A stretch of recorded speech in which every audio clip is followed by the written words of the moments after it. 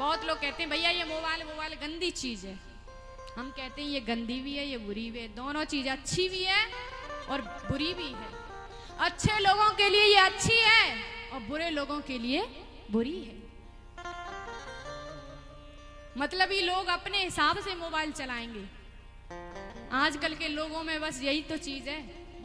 जो नई पीढ़ियां जो उत्पन्न हो रही हैं उनमें बस यही कहते हैं कि भैया मोबाइल बिना अब कुछ नहीं है। मोबाइल ना हो तो बच्चे जाने क्या से क्या कर देते हैं। मोबाइल के बिना जी के देखो, उस परमात्मा में भजन लगाओ, उनका मन लगाओ। मोबाइल मोबाइल वो चीज है जो तुम देखना चाहोगे उसी को दिखा देगी। मतलब दर्पण समझ लो उसे, शीशा समझ लो उसे। शीशा के सामने जैसे आप खड़े हो जाओ और जैसा आपका रूप बना हुआ है वही आपको दिखा देगा। चाहे अच्छे बन के जाओ उसके सामने, चाहे बुरे बन के जाओ।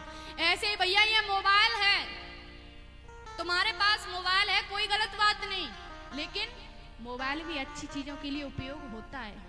मतलब की चीजों के लिए क्यों देख रहे हो?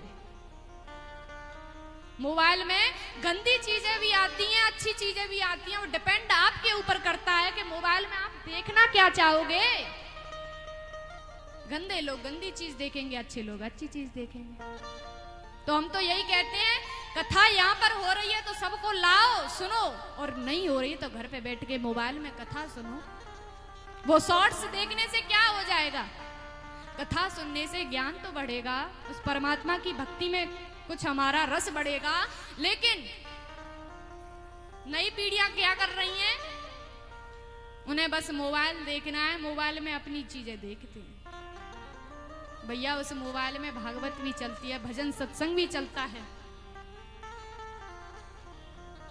आप कहते हो कैसे सुने? मोबाइल भी ना हो, टीवी तो है। टीवी के पास जाओ, रिमोट उठाओ और चैनल लगाओ सत्संग वाला, भागवत वाला, तभी तो वो आपको दिखाएगी। जब आपका मन ही नहीं है सुनने का तो फिर क्या देखोगे? वही चल रही है जो देखना है आपको। आपका मन होगा तो आप भागवत लगाओगे, सत्संग लगाओगे, संकीर्तन लगाओगे तो सब सुनने को प्राप्त होगा। हर चीज भगवान ने एक एक चीज सोच के बनाई है। कुछ ना कुछ जब भगवान ने इस पृथ्वी पर भेजा है तो किसी न किसी रूप से, किसी न किसी कारण से भेजा है। कोई भी खराब नहीं है यहाँ पे, कोई नास्तिक नहीं है, सब किसी न किसी कारण से उत्पन्न हुए। जैसे भगवान ने हमें जन्म दिया इस पृथ्वी पर, किस लिए दिया? भगवान ने हमें जन्म दिया इसलिए कि आप लोग जाओ बिसावर के क्षेत्र में कथा करो और सबको इस कथा का पान कराओ। हमारे परीक्षित जी को जन्म दिया किस लिए? कि हमने जो व्यास भेजी अनुप्रिया किशोरी, उसकी कथा कराओ और पूरी बिसावर को इसको श्रवण कराओ।